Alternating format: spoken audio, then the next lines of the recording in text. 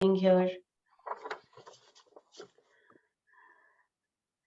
Hello, Okay. poets and friends of Saleem. I'm so glad that you all could come here today. This is a very memorable event for all of us. We miss Saleem and we want to celebrate his work. And I'm very glad that Mumtaz, you could come here and your daughters are here, um, Shanazi and Lael. Um, so Matwala family remembers Saleem, our fellow poet and co-conspirator. Usha and I want to memorialize his work and life and his work.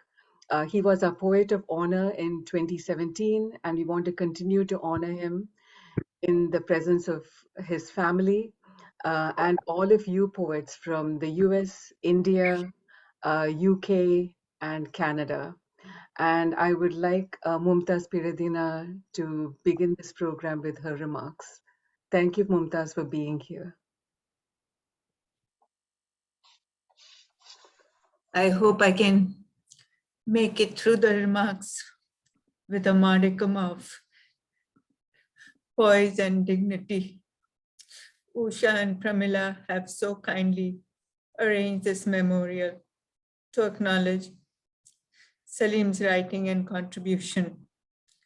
Poet, critic, writer, artist, singer, and above all, teacher, a teacher of creative writing.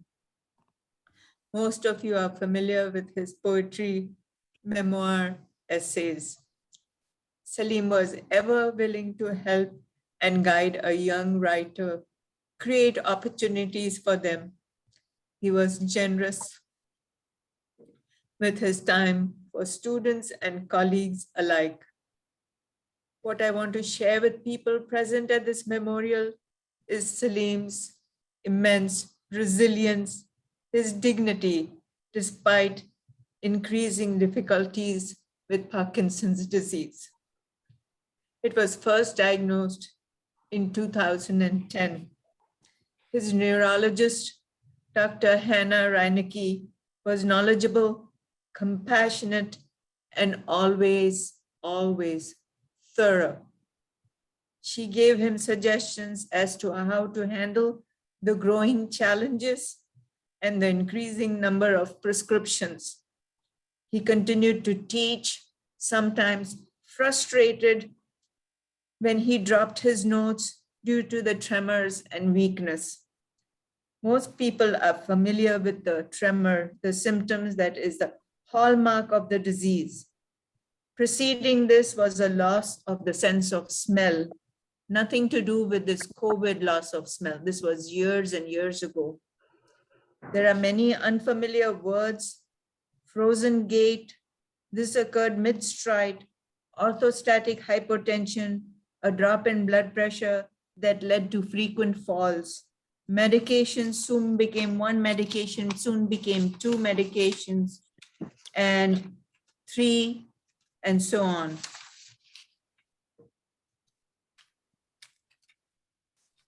Side effects were dyskinesia.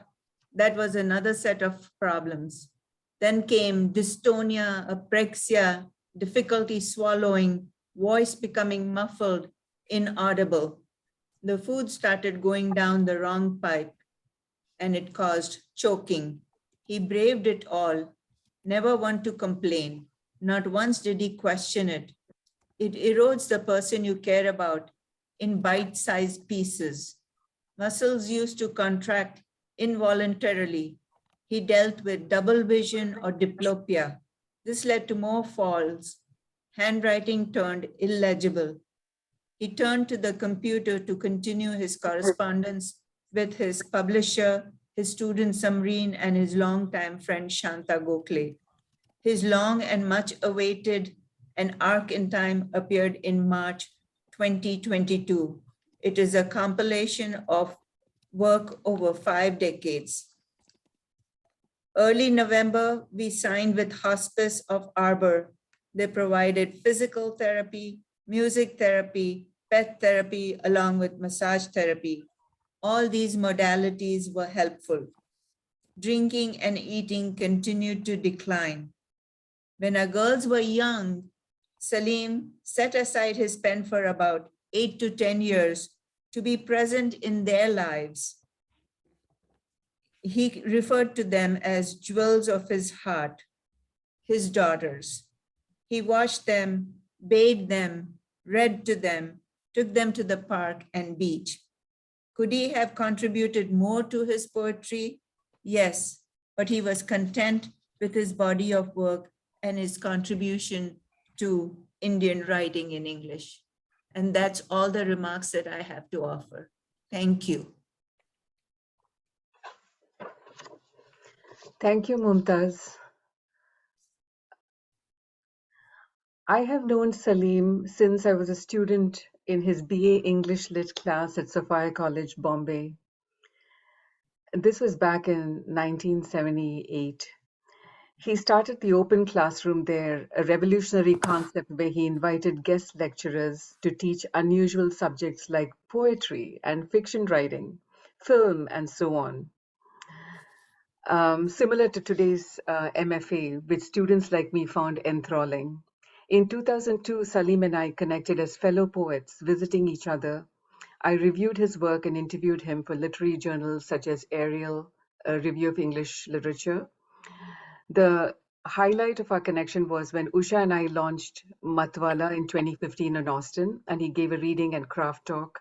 I will never forget him and Keki Daruwala joking around in the morning over chai in Usha's kitchen, and he entertained us with the singing of soulful Hindi songs.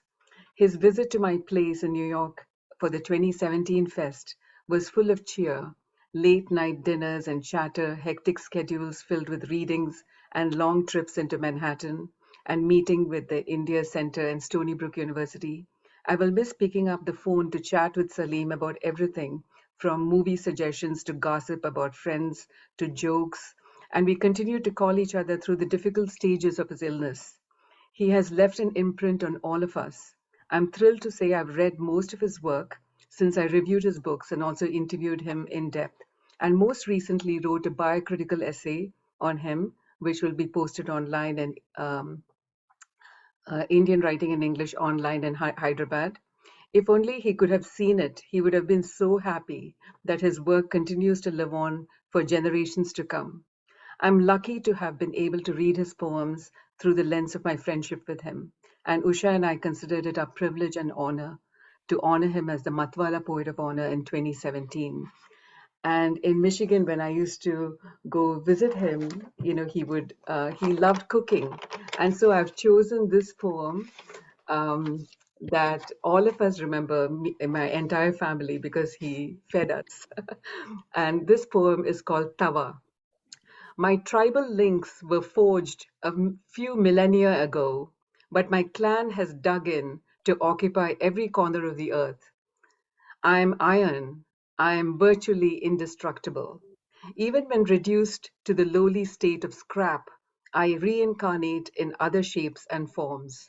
In my current mold, I am 10 inches in diameter with a gentle curve from end to end. I have cousins who are larger and come with wooden handles.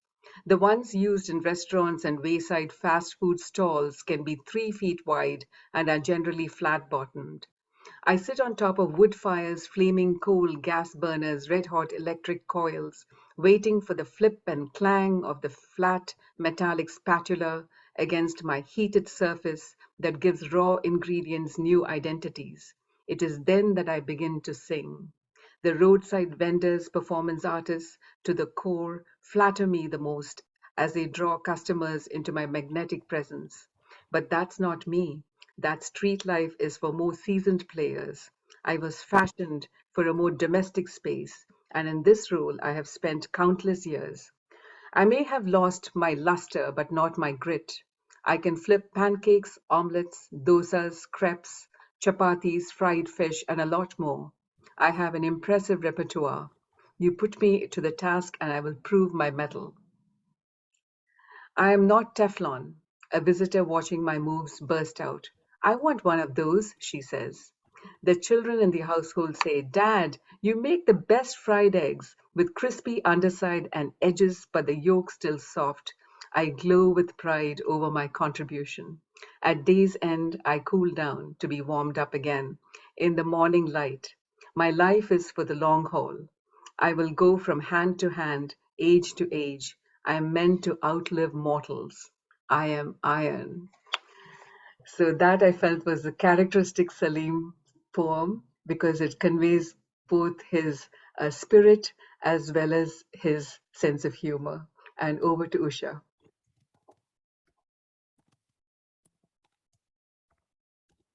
Pramila, I'm going to exchange my place with Andre because he says he has to leave. So Okay. I'll just go in the end. Okay, can you hear me? Yes. Yes. Yeah. Well, I don't know Saleem very well. My background is chemical engineering, and you guys are mostly poets. But I've been very instrumental in transporting his friends and my friends, our common friends, to his house. I enjoyed his company, his hospitality, and I also had a chance to read his poetry, which I enjoyed very much. He struck me, somebody called him a couple of words that really struck me, that he projected an austere modernity. And I'd like to portray him as such. I found him to be a very sensitive man. And the last time I went there, he was in the wheelchair, and I was stunned so much to see him in that state that I could barely enter the house. And I will tell you, Mumtaz has done a wonderful job taking care of him. I liked his poetry, and it was so interesting that simple little things like figs and persimmons, he was able to find so much imagination in bringing them to life. And I just want to say just a few words from one poem called Anatomy of a Fig that struck me. He's talking about figs drying, and he says, even so, like most fruit, the fig survives in an altered state, in a new incarnation. Drying in the sun, the fig folds itself, curling its stem down to its flat belly, hoarding its honey for a second act. I thought that was so beautiful.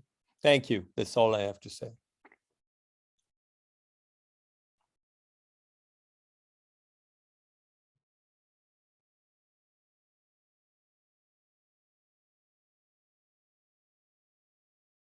Usha, you're muted.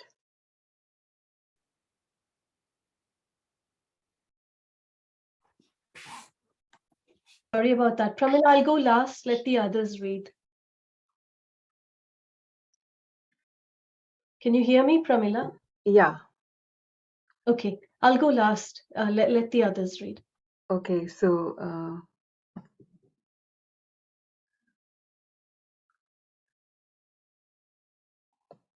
I'm trying to see who's the next person. Sarabjit, but he's not here. Yeah. Prabhu Guptara. Yeah. Happy to read. If you don't mind, since the time is short, I will go straight to the poem that I've chosen to read, which is a long poem. It's titled The Lesson. Take a sheet of paper the size of a drawing pad. The universe, as we perceive it, must be accommodated within its borders. Draw a circle the size of a marble to represent the earth. Then hitch the moon to it. This travel companion will never leave the Earth's side. Now surround them with planets in their proper elliptical positions. Reserve a central place for the sun. Cram the entire backdrop with stars, thumbing in a smudge to mark the Milky Way. Then set the whole facsimile in motion, in perpetual rotations and revolutions. But you're not done yet. Fold this sheet to fashion an origami pigeon and release this messenger bird into the sky. It will quickly reach a vanishing point, flying among billions of other winged creatures, each carrying its own universe. If your head is spinning, try this. Crumple the piece of paper and store it in the black hole of your pocket, never to be found again by anyone. There is a third alternative. Place this sheet at one end of a panoramic screen and proceed to jump off the brink of our universe into neighboring galaxies, spiraling outward endlessly. Shrunk, relegated to a corner, our universe is virtually erased, leaving us adrift. Here, far beyond imagination's reach, infinity unravels, leaving us speechless. But seeking solace in myths will get us nowhere. We have to make the journey back to reclaim the earth. As we start to descend and fall towards what seems like a speck of dust, turns into a rock, then this enormous circular globe packed with mountains, oceans, forests, all suspended, frozen at two ends, burning in the middle. This jewel of an earth, this planet escorted by clouds, which has hauled its rich load of life for millions of years, not straying from its given path, but gliding, floating, owning this alien but familiar space, returns to our side, smooth, unruffled, like the messenger bird back from its epic pilgrimage, finding the ball of crumpled paper saved in our pocket.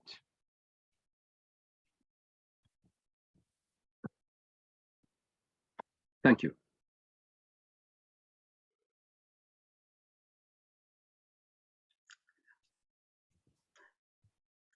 Thank you, Prabhu and Zilka. Yes. Hi, everyone. So pleased to be part of this wonderful gathering. Pramila, Usha, thank you for doing this. First of all, I'd like to convey my deepest condolences to Mumtaz and the girls. I was very fortunate to have been a friend of Saleem and Mumtaz for several years. I enjoyed their company. I enjoyed many gatherings at their home. And one of the most memorable ones was when we gathered to make biryani together. And my husband and I were supposed to buy what Saleem had called baby goat from the Indian store. And we bought the mutton and we came home, and Mumtaz did her magic with all the spices and everything, and the mutton just wouldn't cook. So the biggest joke became that the baby goat was really a very old goat that wouldn't cook. And that memory has stayed with me. And I always think of Saleem's smiling face and the jokes we made together. I'm always grateful to both of them for their friendship, and grateful to Saleem because he supported my writing, and he wrote a review for me in World Literature Today. And I say that specifically because it is so difficult for us to get reviews in a lot of these more prestigious journals. And I have tried again to send my work in there, but you just don't hear back. So Saleem took a particular interest in promoting my work, and I will always be grateful for that. One year, he knew that I was very fond of birds and animals, and one year we were talking about it because he'd seen a documentary that he was so impressed with the lives of birds. So because we shared that interest in that particular year, we talked so much about it. I want to read a poem from Saleem's book, The Final Cut, and it's called A Rumor of Birds. It's Rumor of Birds, after reading Songbird Journeys by Miyako Chu, 2006. In my sleep, birds stream silently overhead. Flocks of them, wave after wave of a high altitude river, unbound by banks, wings riding the wind, navigating by stars in the pitch black of night, or the water's magnetic glaze. Sometimes they storm above my roof in a cloudburst of feathers, squawks, and screams. One watching through a telescope will see them scatter like flakes of pepper against lunar light. But mostly, these night travelers will pass invisibly, afloat on a murmur. Before daybreak, they sift down to settle in the trees or fields to awaken us with their morning songs. After dusk, they flutter up again to migrate south. Jays, thrushes, blackbirds, finches, wrens, larks, swallows, tanagers, warblers, orioles. You live, love, breed, and die at full tilt, claiming only a bit of earth and infinite sky. Thank you.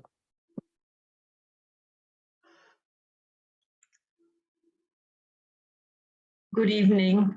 It's a great privilege to be with all of you on this occasion to remember Saleem Peeradina. I met him many, many years ago the first time, and that's the time that Pramila recalls. This was a visit to Sapphire College, Bombay, and he was teaching an unusual course on creative writing and also had started this concept of the open classroom, which was very innovative, very experimental at that time. We got along very well those 3 or 4 days that I was at Sapphire for a conference, and we kept in touch for a long time. Later, I reviewed his book, First Offense, for the book review.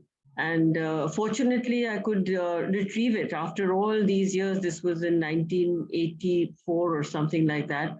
It's still there, and it brought back a flood of memories. And particularly, I just want to mention that I was very struck by his empathy for women, who appeared over and over again in his poetry. There's a beautiful poem where there's a mother combing the hair of her daughter. There is another poem which is about the omnipresence of a mother and almost compares the idea of motherhood to being God, or even asking what's the difference between God and mother. And his essay, which is speaking of women. But as time went by and he moved away from India, we lost contact, but I stayed in touch with his poetry.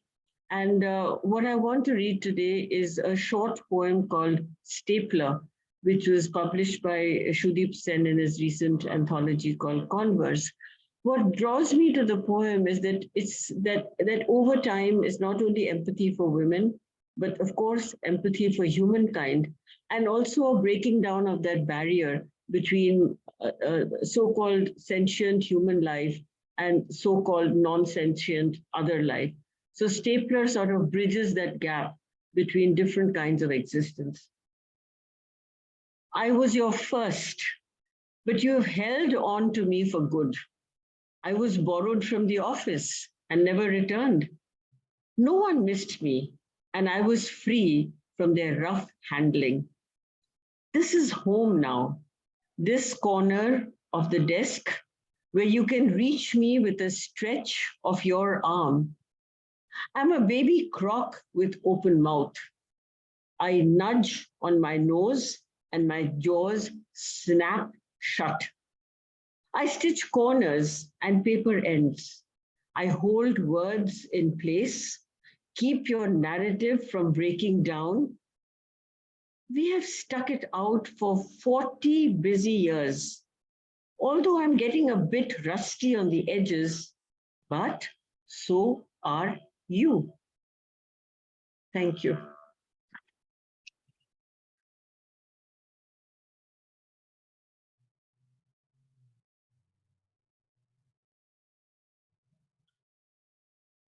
Thank you, Malashri. Menka Shivdasani and Leeya Mehta will read Bandra. Hello, everyone. I first met Saleem at an intercollegiate workshop that he was conducting. And I read this poem and I could see his reaction was very positive.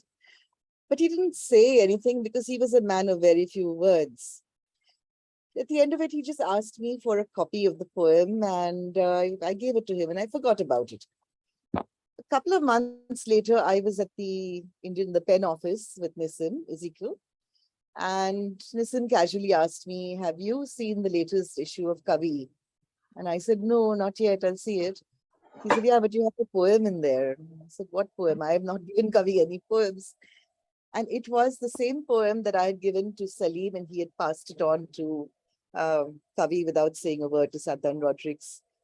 He didn't tell me about it, but he had it published. And we met at various events. There was the Sophia College that two people have spoken about already.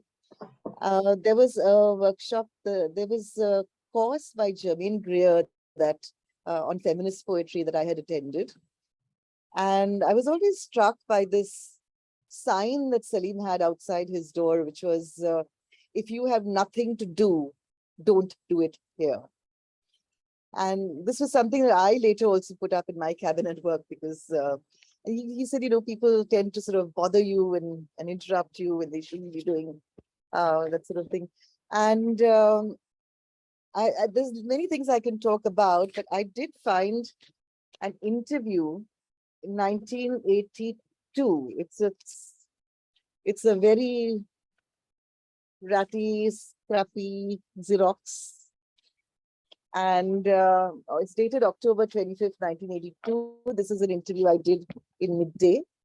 And he spoke about his first poem. He said that he'd gone to a sort of slum in Jogeshwari, and he'd written about that, and Mr. Ezekiel then published it. I asked him about the whole issue of writing in English and writing in your mother tongue, and he lost his temper. He said, this is just something that academics, because they like to bring up these trivial things, and it's high time it was outlawed. He used that word. And since Mumtaz is here, this is, I don't know if you can make out, but the caption says, Saleem with wife Mumtaz and daughter Shunizi. And in the interview, he says that, let me quote this.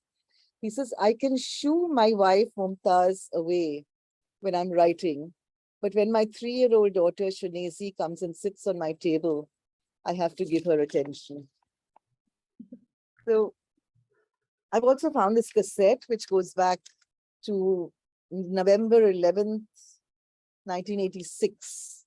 I need to digitize this because this was a reading that Saleem did for the Poetry Circle in its very first year. This must have been the third event because we had Tom first, Nissim second, and the third must have been Saleem. And I also remember the time when we put together a collection of poems for Nissim Ezekiel when he was coming to our college. Our professor said that instead of giving Nissim a bouquet, we should put together our poems. 3 of us, the poets of the college, Tanmay Amladi, Ajit Dayal, and I. And we used the cyclostyling machine in the college, and we put together this collection. And later we tried selling it to, we said this is something that we can give other people. So we sold it for literally the cost of the paper, 50 paise. And when I gave it to Saleem, he just looked at me and he said, Menka, never undersell yourself. And if I remember right, he gave me a rupee for that document. It had about 15 poems for the 3 of us. And yeah, so I'm going to read the first poem which appeared in First Offense, and which is also the first poem in Heart's Beast. It's a very long poem, so I will read the first half, and Leeya has graciously agreed to read the rest of it. I love the way that the words sprawl on the page, exactly like the suburb. I also love the way you can connect completely unlikely words and bring them together to make an impact. So words like shit immemorial, I mean, how do those two words come together? But they did, to very great effect. So here's the poem, Bandra. I love the environs of your body and its many insights. I recognize every gesture, act, every foul thought, though I'll never understand your central purpose. I do not wish to. To grasp you is to seize, to need you.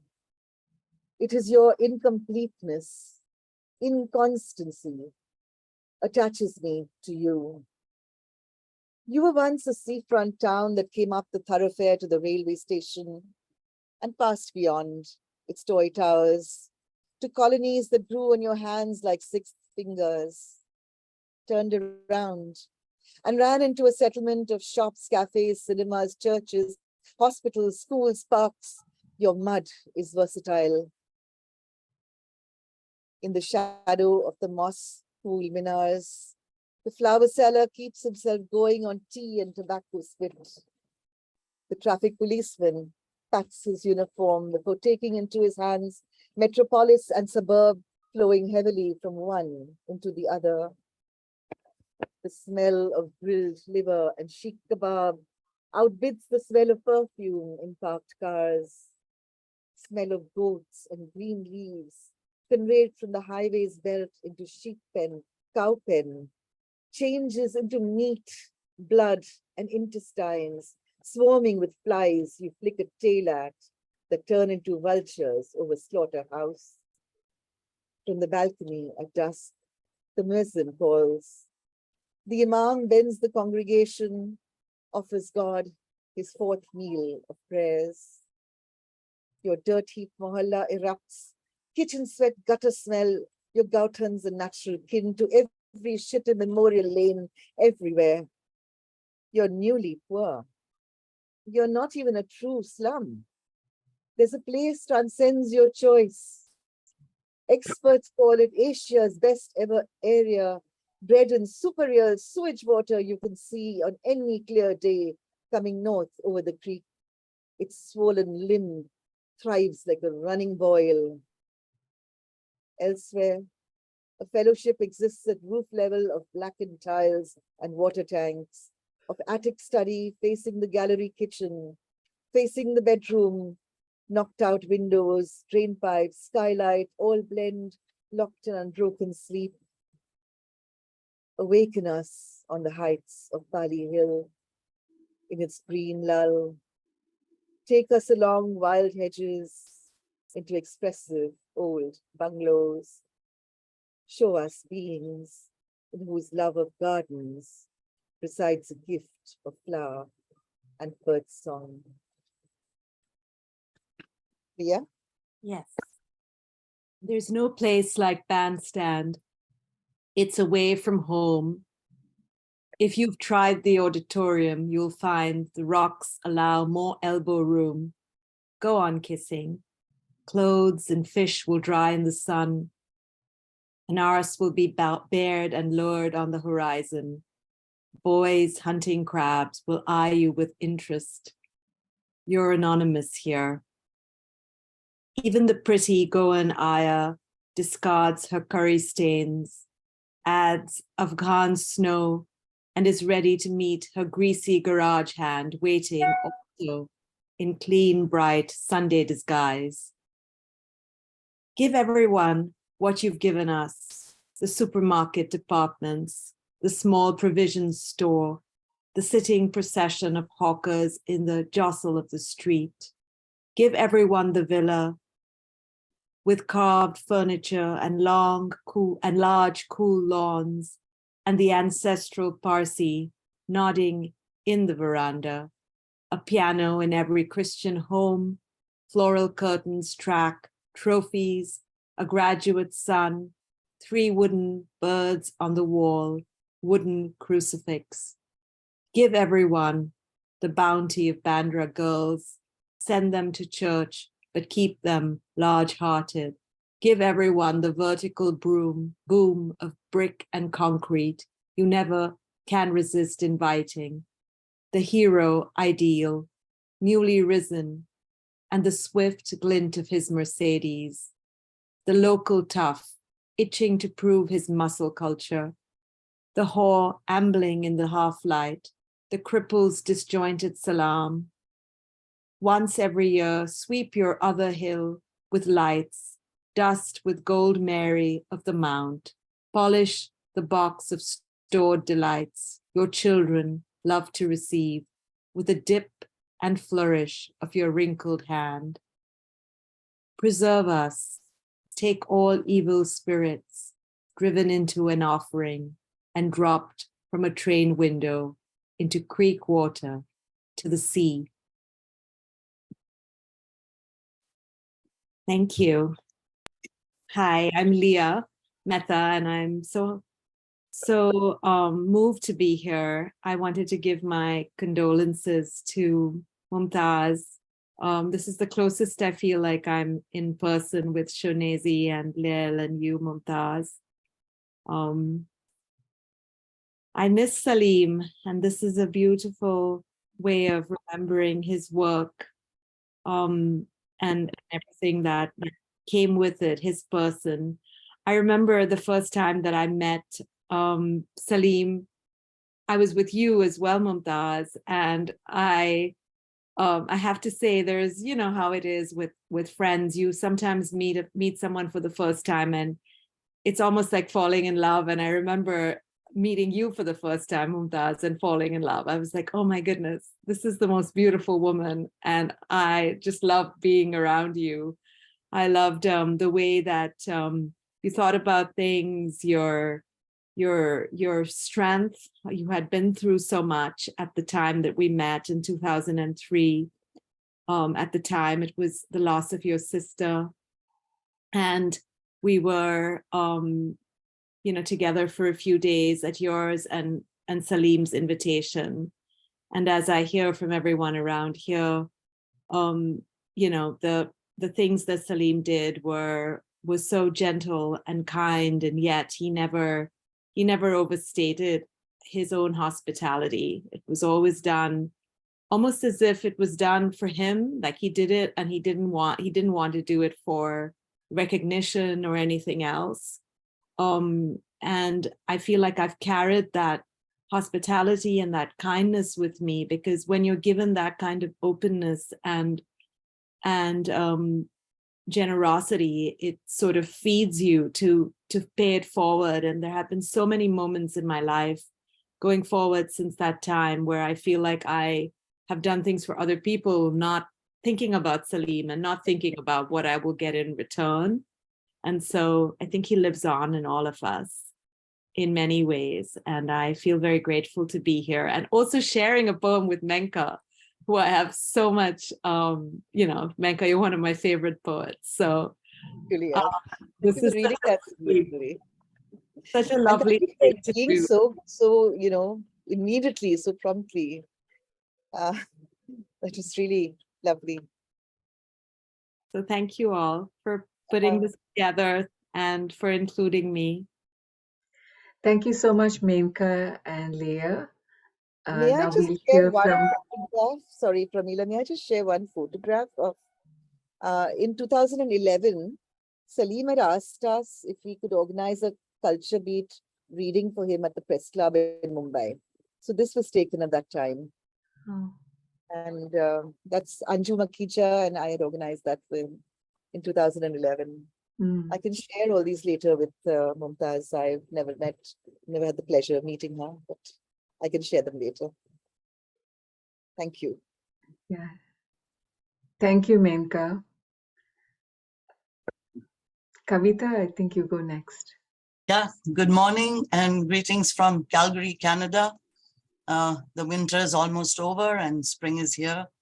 So I'm very grateful that Pramila and Usha have given me this very special invitation to pay tribute to Saleem Peeradina. I dearly wish that he was here and listening to me read one of his poems and just recalling our friendship. I remember Saleem not just as someone who was an excellent poet, writer, and teacher, but a kind, gracious, and humble individual qualities in an individual which have been always more important to me than any of their achievements. I was first introduced to him through my father, and I was struck by his smile and respectful demeanor.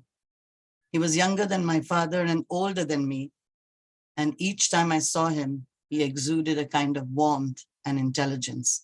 He never failed to say hi to me and acknowledge my presence, and that really meant a lot to me because there were so many people at the pen office whenever I went there.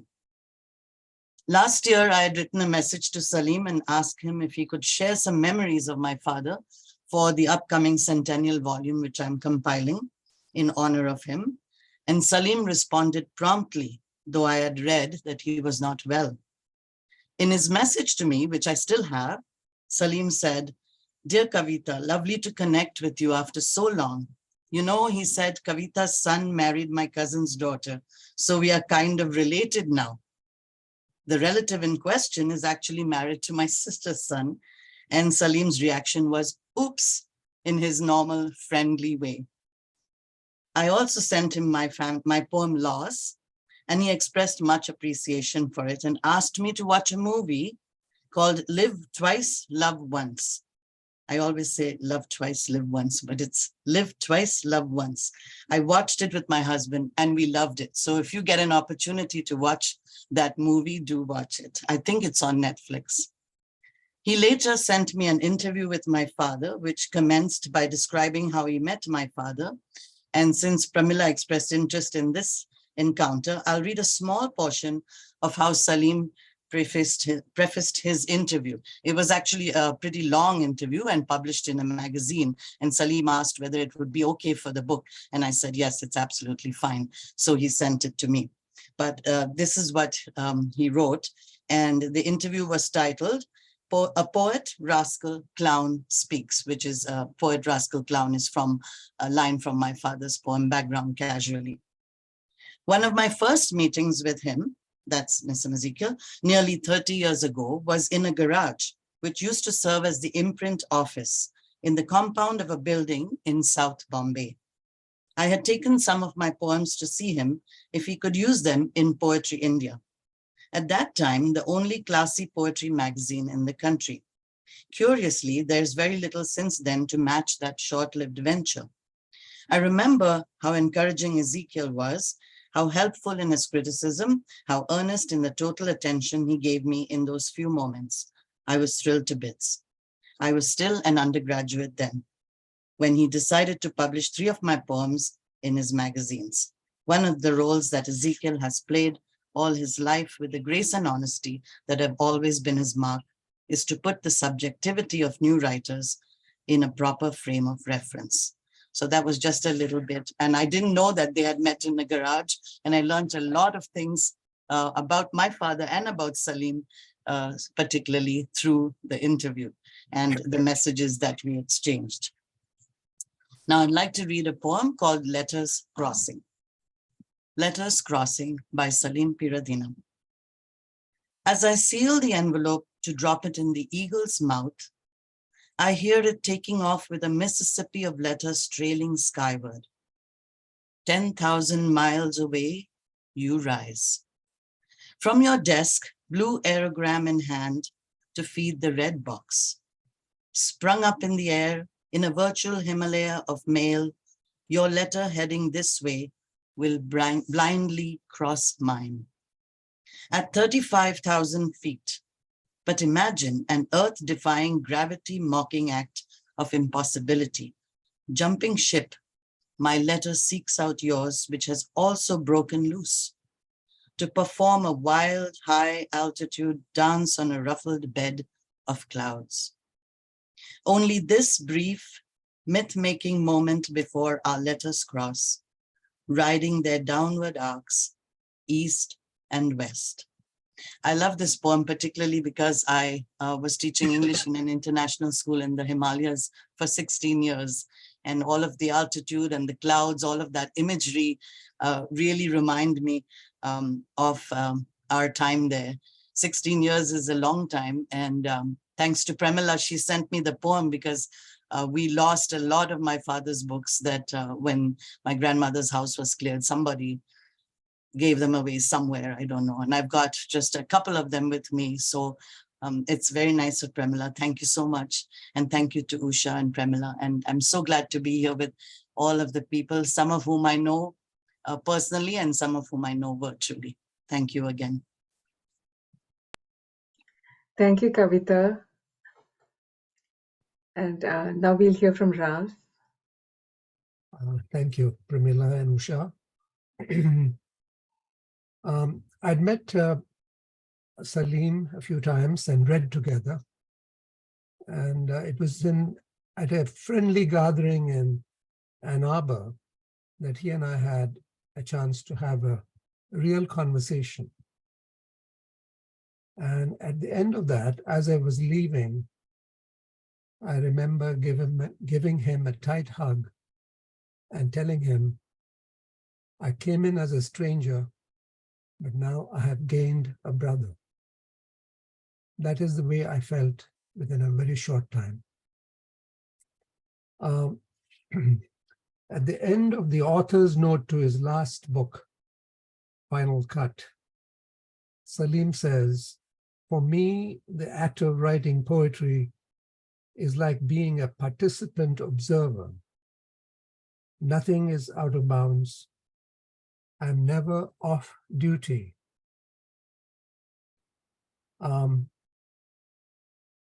It's true. I've been reading his work, and he's ever present everywhere. And I decided to choose a poem. I mean, he ranges about, he has many facets to him, from the playful to the deadly serious, from the lighthearted to the extremely intense. And this poem, Heart's Beast, obviously was very important to him. It's the title poem of his new and selected. So let me read it to you. I hope I can summon up the intensity that pulses and crackles through this poem. Heart's Beast. A man's heart will learn feebly first to walk on all fours and then strain upwards to stand up. P.C. Kuttikrishnan. 1. The heart must be curbed lest it become angelic. It has to toil in the sun, bruise its eye, burn its back, sifting dirt from dung. It must plant a fence, learn to stay hungry, suck its fingernails. It must strip to the bone, keep its ear open for thieves. It must surrender all pride, exalt only passion. The heart must vindicate the honor of its fate. If it prove worthy, the dew of mortality will then bless its forehead. 2. Scatter their ashes, drive them into the sea, deer, dove, butterfly, wings, flowers, fins, salt them, spread them in slime, bury them in prehistoric silence, ending in coal. The heart's a rodent, a hog with a hard nose, all mouth and hands, hair on end, nostrils flaring. A toad, a crab, a creature without antennae. A goat, a baboon bitten by a field of red pepper, a bleeding bear, an elephant in a pit, a bellowing wolfpack. The heart's cave of sleepless bats. A dragonfly with a crocodile's tail lash, a hawk cocking a barrel eye, a cock hawking its appetite. The heart's a mud-cracked buffalo mobbed by crows. 3. Once it is violated, it loses all tact. It will show itself plainly, spit in the eye of custom, lead its object by the hand. It will yield unconditionally, expose its tendermost parts. It will suffer abuse, stoop to keep its claim open. It will tease, flatter, fight to forestall a breach. It can wound and be afflicted. It is insatiable. it can only exult or scream. 4. Hounded by his own lust, the heart goes into hiding. If he looks askance, it is for tints of flesh that snare him. The prickly scent of grass with yellow his vision for a day, then needle his urge for pacing. He will not stalk back. Even thick foliage has no hollow safe enough or far. Hoofbeats wake him in the undergrowth, a sniff transports a whole herd's silent grazing into his view. He roots on his haunches, paws, neck, the flint of his eyes, whiskers, ear tips, all in a state of phosphorescence. Thank you. And Mumtaz, I bow to you. My heart was very much with you as I read it. Thank you. Thank you, Raz. And that was an amazing poem. Yeah. Basudhara Roy, are you here? Yeah. So good evening from India to everyone, and it has been wonderful listening to these beautiful poems and to memories being shared. I have never had a chance to personally know Saleem Peeradina, but I have been reading him as a poet I have been reading him as a student, and then for a long period of time. And then after I became a mother, and then I became a poet, or I'm trying to become one, I have deeply admired his family poems. I have deeply admired how he can, talk about the various complex bonds within the family and turn it to poetry so beautifully. Because when we read, when we read feminist poetry, or even when we read women's poetry, the family most often surfaces as a kind of impediment to the, growth and advancement of the of women's subjectivity. And here I had, a man talking about fatherhood, talking about, his life as a husband, with a sense of pride that I feel rarely comes across in women's poetry. So that is what strikes me deeply as the poet that Saleem Peeradina is, and why I think his influence should and will continue to live, So I'm deeply drawn to his first two collections. Group Portrait especially happens to be very close to my heart. And the poem that I'll be reading today is called Sisters, because it describes the relationship between two sisters, one that I see replicated in my own two sons who are around the same age. And it's a poem I love very much as a mother. So I'll read that. Sisters. One not quite 10, but ahead of the other, younger, whose 5+ will never catch up with the big one's lead, no matter how good she acts or how hard she cheats. Like any disadvantaged species, she has turned the handicap in her favor. She's bolder, sneakier, sweeter than honey, obeyer of commands, underminer of rules, producer of tears, yeller, complete turnaround. The older gets the tough end of it. Most times, blames end up in her sullen face. Fighting back, she argues, attacks me for taking the wrong side. I sweet talk her, the way all parents at all times have tried explaining to the elder child. Living up to her inheritance, she blazes back at my moralizing. On bad days, I shout her down, immediately regretting my words. But even as she retreats into a simmering silence, she stands her ground, knowing me to be unfair. Secretly, I rejoice at the lesson never intended, but so well learned. How to overcome fathers, real and imaginary. So that's a poem I'm very fond of. And if I have some time, I would like to read another poem, if that's okay. May I? Sure, go ahead. Oh, Well, I'll let it pass. If we have time, I'll come back. Towards Is there the a end. Okay, that's a good idea. Thank you so much. Thank you, Basudhara. Samreen?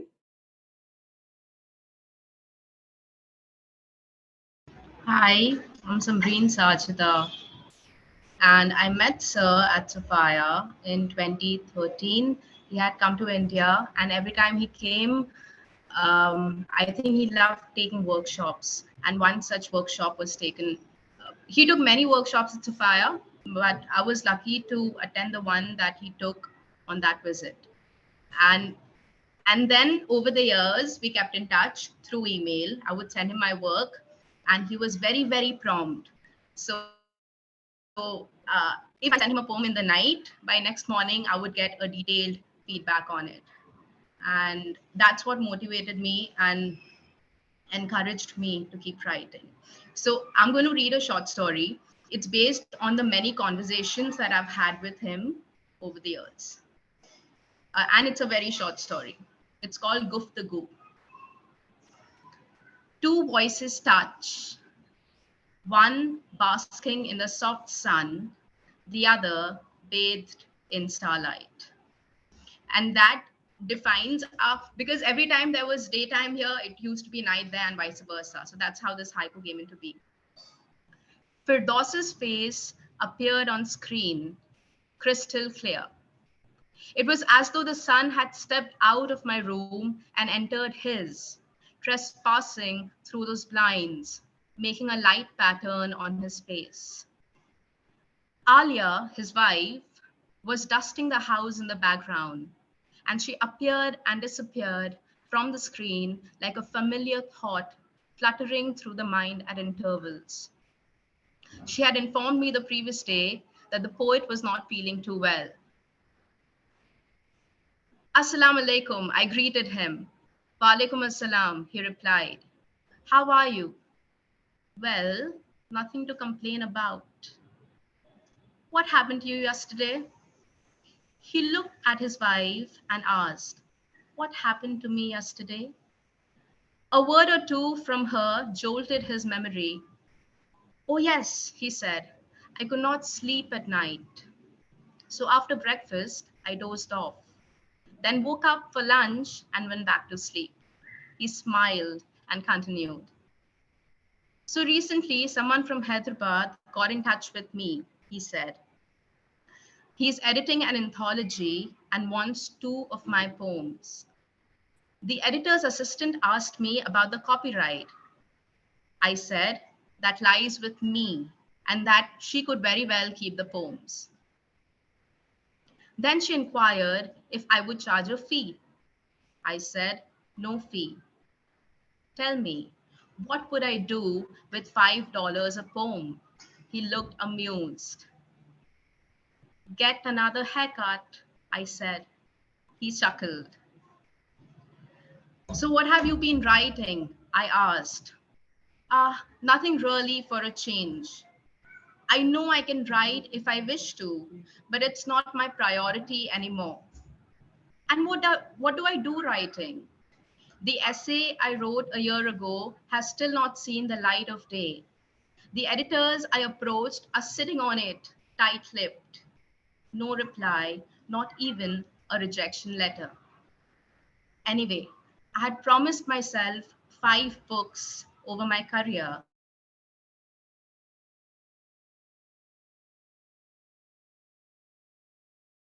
I got more than I. The thought of the poet not holding his pen was uncanny. Write some more. You do it so well, I pursued.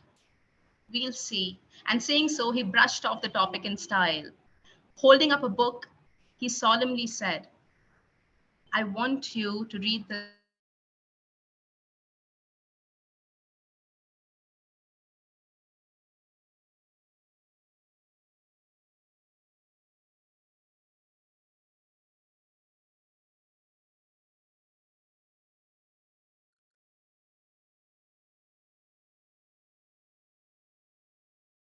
Samreen, you're frozen.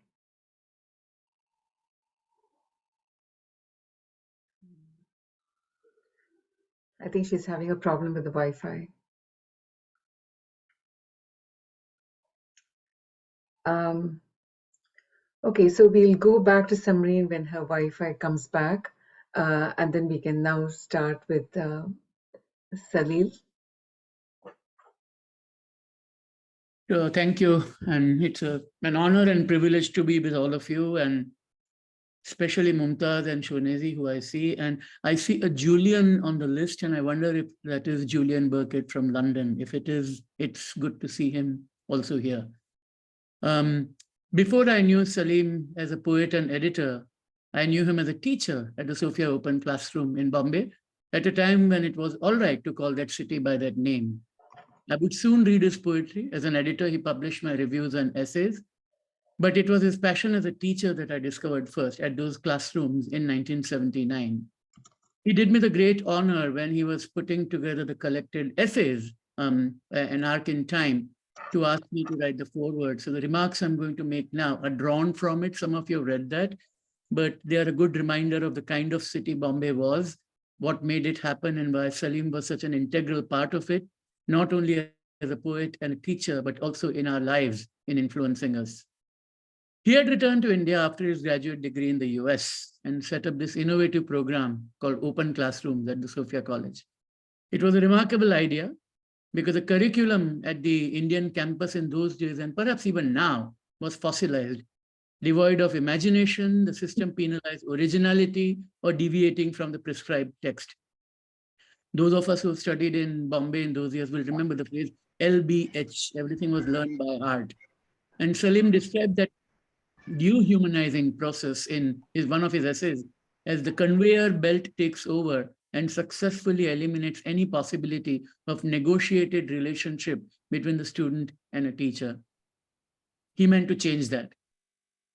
He conceived the classroom precisely to make up for what was being lost and what was closing the Indian mind.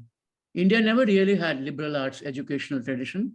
Tagore's Shantiniketan was one exception there. And he wanted to light a candle in that darkness, and Saleem offered eclectic subjects without any pressure of exams or rewards like certificates, but with rigor, after which you could emerge with a deeper understanding of the wider world.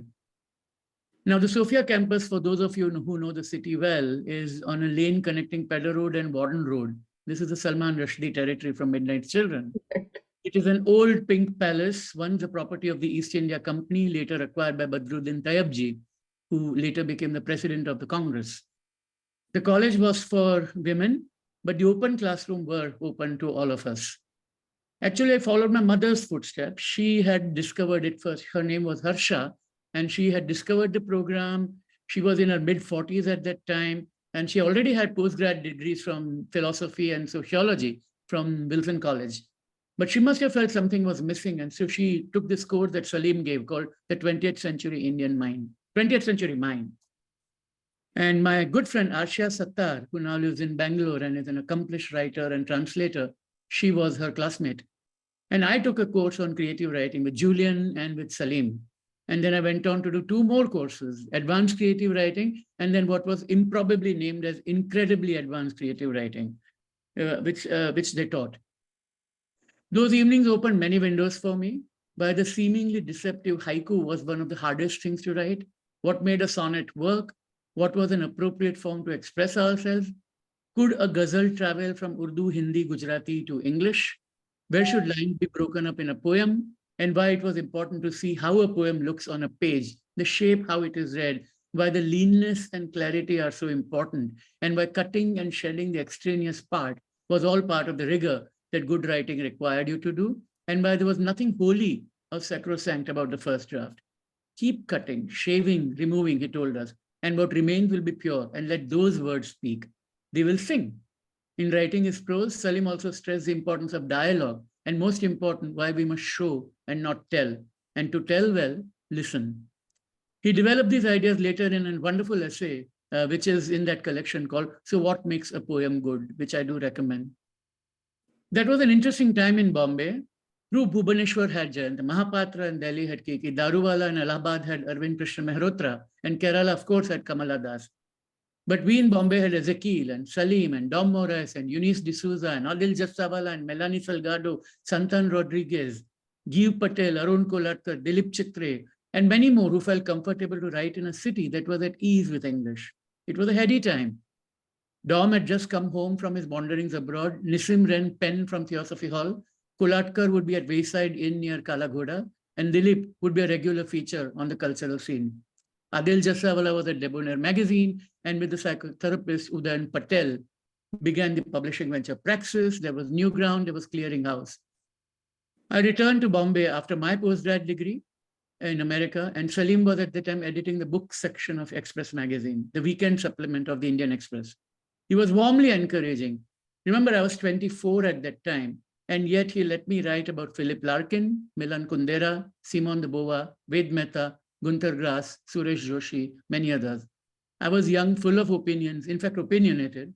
He recognized that, but did not ask me to circumscribe my views in any way.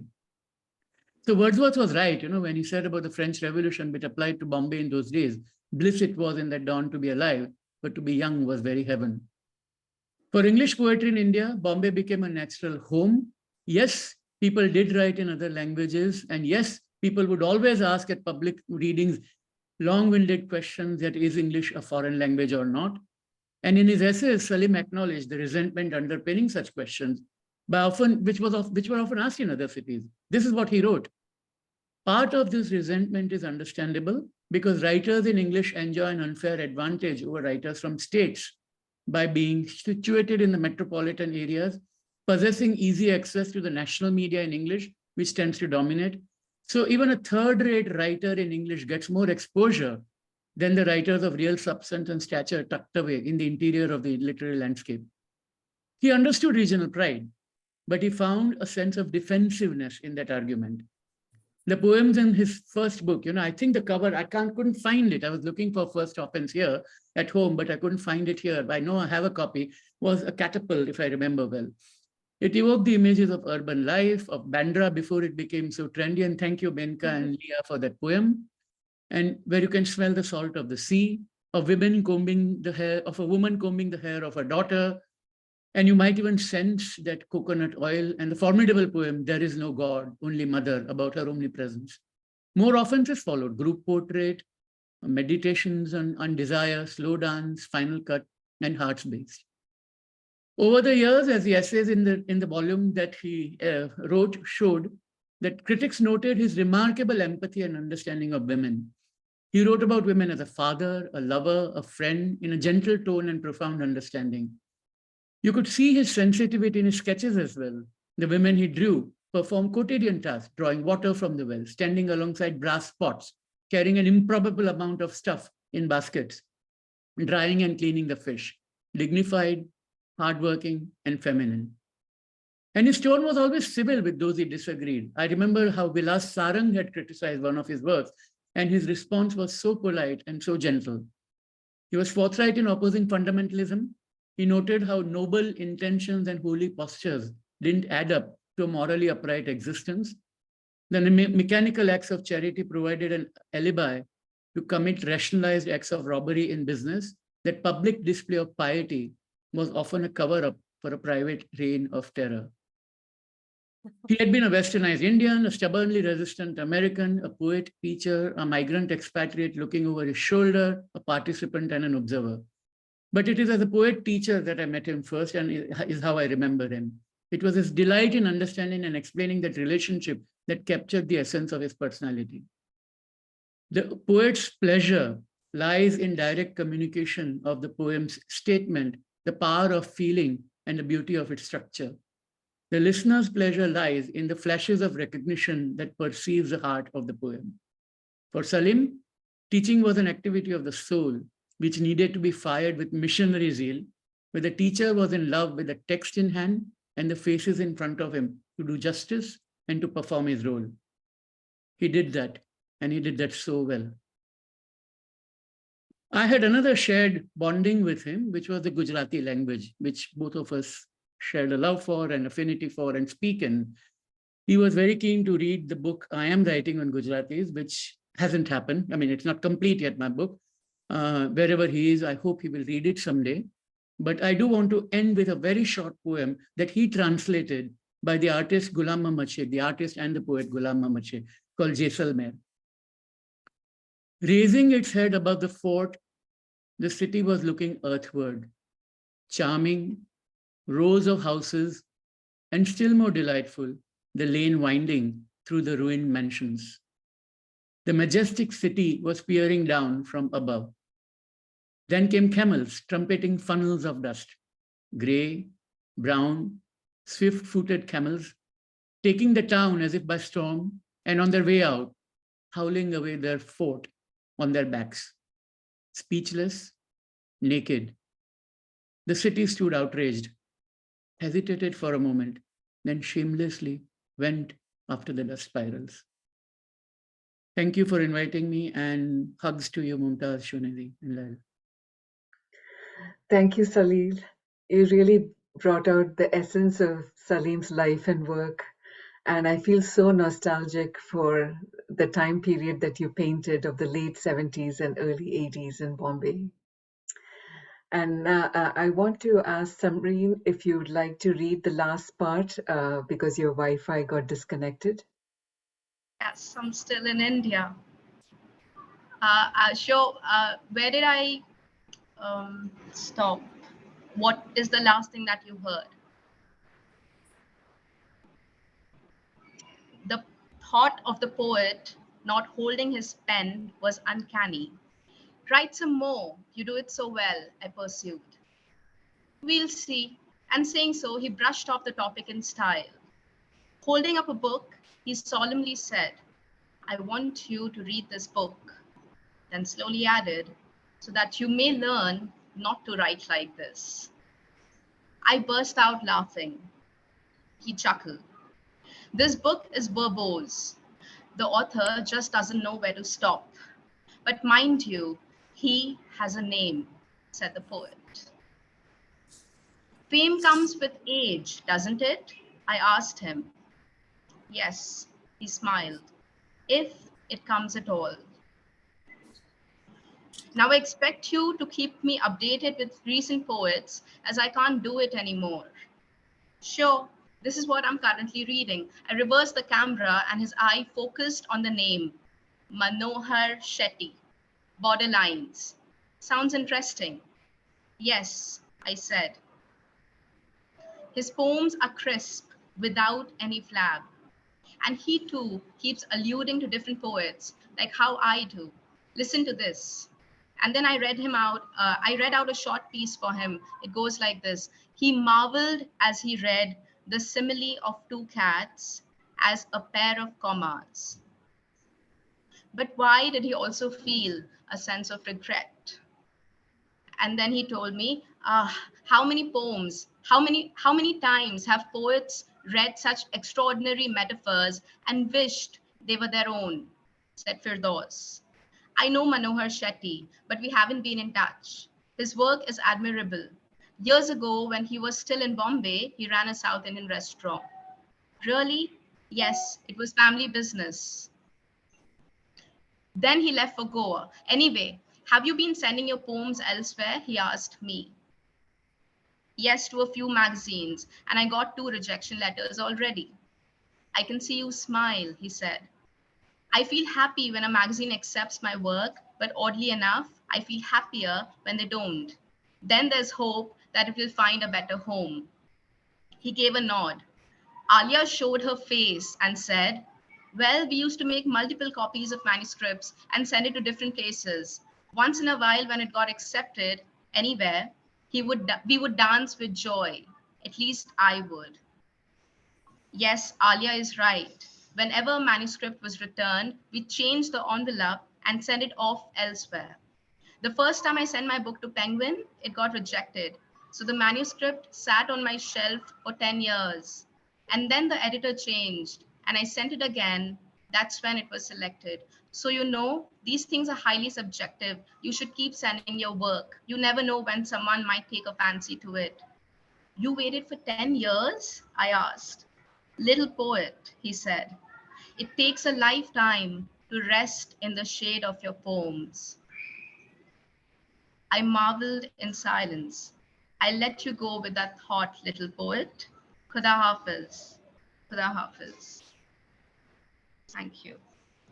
Thank you so much, Samreen, for that piece. There's one more thing I wanted to share. So when An Arc in Time was being made, we were looking for articles and essays, and he got in touch with me and he asked me if I was interested in going to archives and finding his works, and I was more than happy. And he asked me, what will your fee, how much will you charge? And I said, I will not charge, but I want, my fee should be in the form of books. So he every month he would send me one of his books, and that's how I have all the first editions, even First Offense. So yeah, thank you. Thank you. That's a great story. And now we'll hear from Sukrita Paul Kumar. Hello, everyone. Am I audible? Yes. Yes. All right. Thanks, Pramila and Usha, for having put this together. To me, I think what comes across to me, particularly through Saleem's poetry, is a very beautiful sense of rhythm, a certain kind of harmony. And I never knew that he used to sing, but his poetry does sing all the time. And in fact, you know, one of the quotations that Salil Tripathi kind of read through, which is like, keep cutting, shaving, removing, and what remains will be pure. So let those words speak, they will sing. So sure enough, the singing that is there of his voice, of his soul, it's there everywhere in all his poetry. And so I chose to read this particular poem, which is called Slow Dance, which actually is also singing all the time to me. For me, this night blooming into day is enough. This day blazing into noon, then gliding under shadows feels complete. Light chasing the dark, night trailing day like the squeaky motion of a swing, takes me up in an arc to kiss the sky. If someone can make safe bets on a calendar of months, years running into decades, it is the swift of foot, the quick of tongue. The young can wager unafraid to build on the back of a hunch. To them I bequeath my fire. All I own, I fit into a single bag and walk with free and empty hands. For stops, a bare room with a long view will suffice. Time now to bend, time now to mend the seams of kinship. Call on old loves, shrug off pretenders. I am ready to roll up the mat. Yet time hangs still like an unrung bell. I find this poem very touching, and I thought I'd share it with everyone through this reading. But I also feel that there was something very unpretentious about Saleem. And years ago, I think it's probably 2 or 3 decades ago, a little conversation that we had in Bombay, which was so, I mean, it stayed, it left a mark on my mind. And this was to do with how academics can be very pretentious and should not teach poetry. So we had a little argument about that. And I said, well, academics can also be creative, like you are, and you are an academic, and you are creatively teaching in what was told to us as to how there is an open classroom concept. So, I mean, these were the creative activist tasks that he gave himself, and thank God for that. And there is a sample of how a teacher can be creative in him, and how in his poetry there is so much of harmony and it's so heartwarming. Thank you, Usha. Thank you, Pramila, for putting all this together. My deep condolences to the family in this. I have never met Mumtaz or the girls, but today's meeting has been very fruitful in connecting us. Thank you. You're welcome.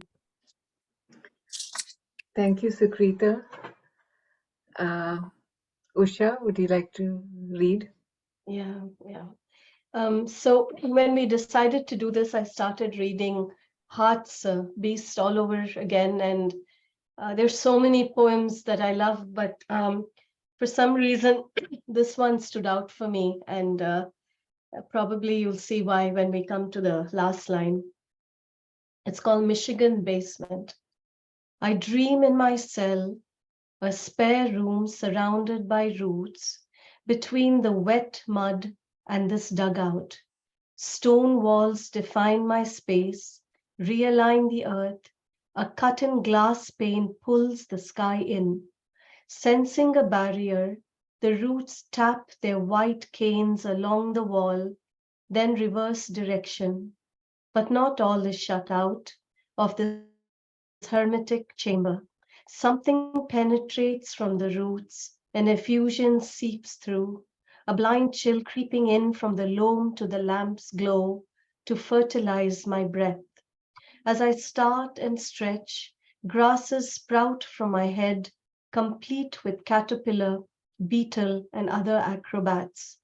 Moss rots the ridges of the window overhung by a canopy of webs. I look out from my scoop to see trees ascend into the sky. From the leaves, a ripple of light falls upon my neighbor's lit movements in the yard. He trims the hedges, manicures the lawn.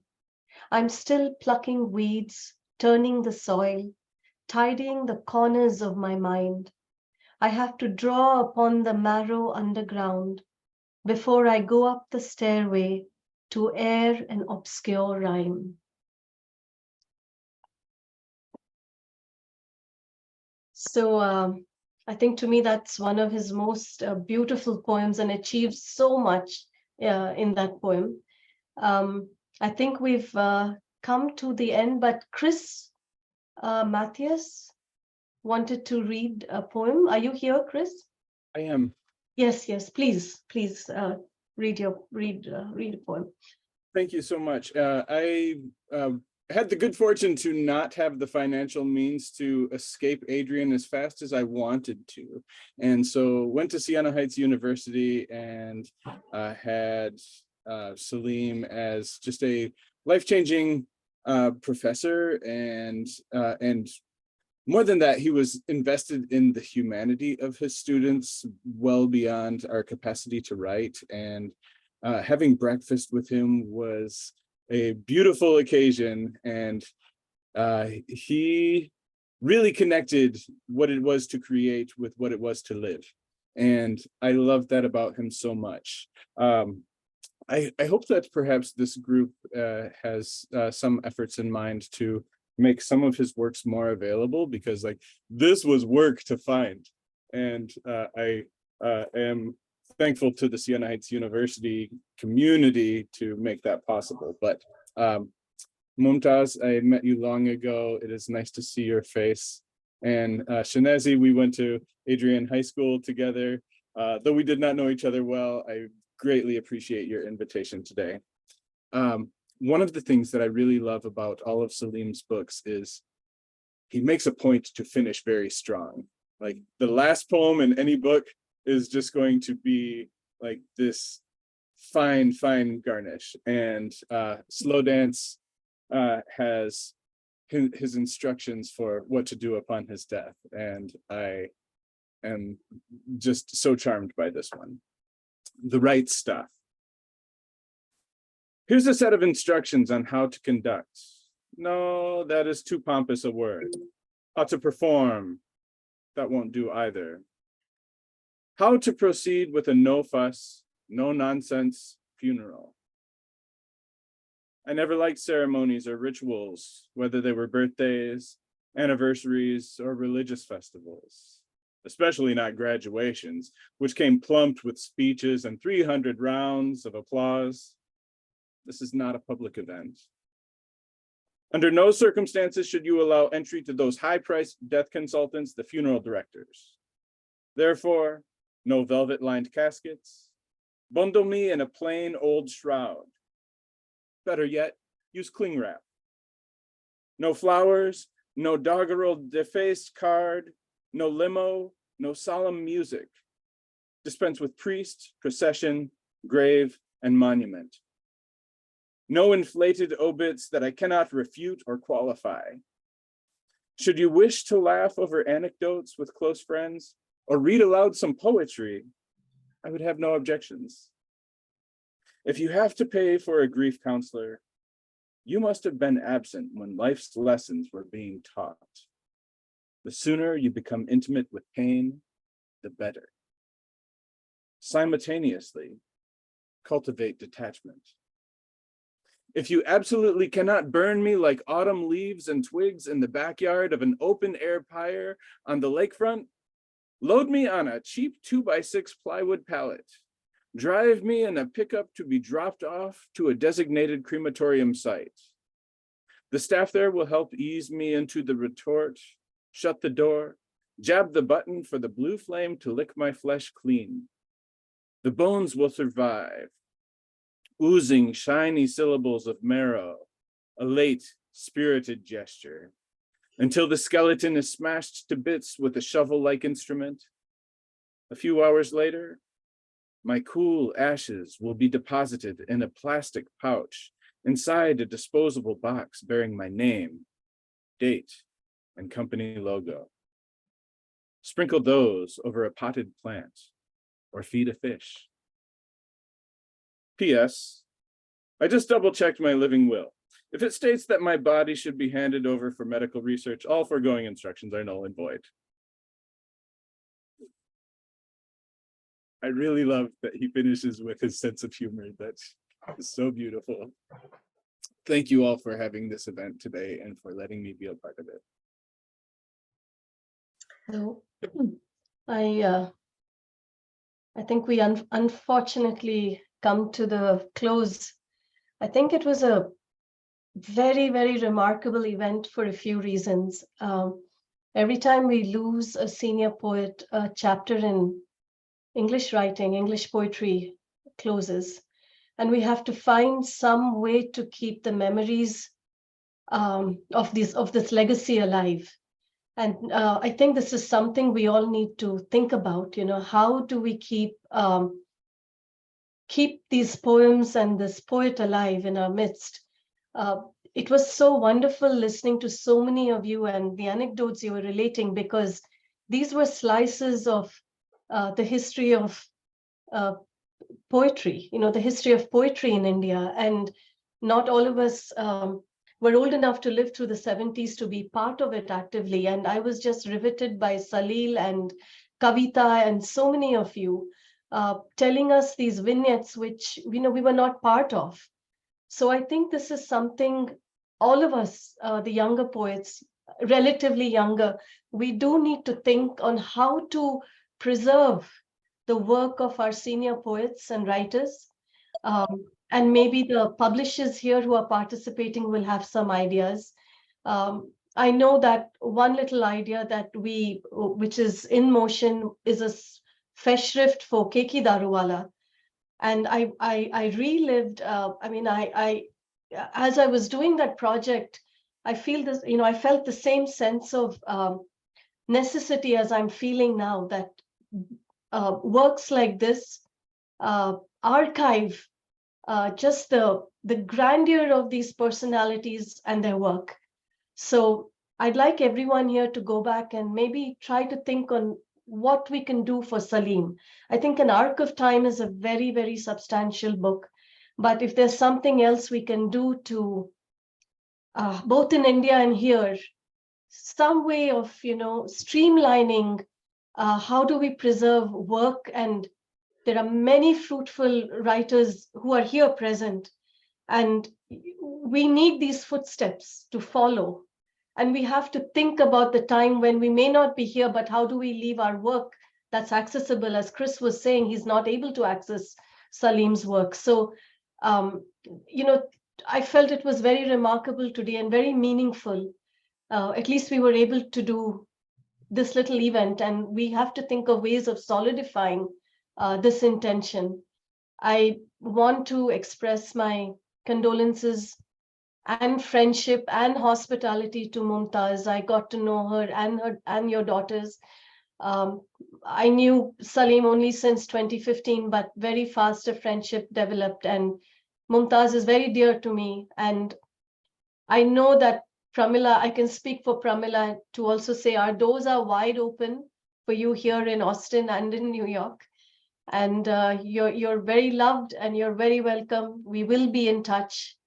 And thank you all for being here, making time in the morning, in the night, and realizing the importance of why we need to do these kind of events. So thank you very, very much for attending.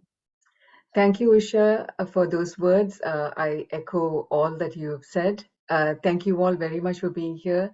And Mumtaz, Lail, and Shanazi, my heart is totally with you. I think Saleem is smiling now, seeing that all of us read his poems. And I think the spirit of his poetry will stay with us always. And I think it's wonderful that we have the legacy of his poetry and also the kind of warmth that he has lent all of us. We carry that with us. So I love you very much, Mumtaz, Shanazi, and Lail. And like Usha said, my doors are always open, and we'll continue our friendship. And also, the whole Matwala family, the whole poetry family from so many different time zones, all the way from Canada and the UK to India. So thank you all so much for coming. And this is a wonderful celebration of a man who was so beautiful in every way. Thank you.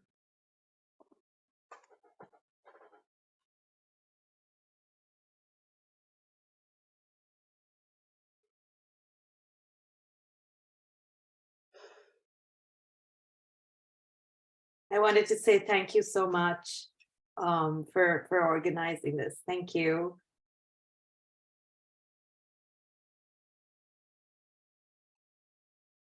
Thank you, everybody, for attending. I don't think I can say any more. Thank you. I'm sure this delights Saleem. Thank you.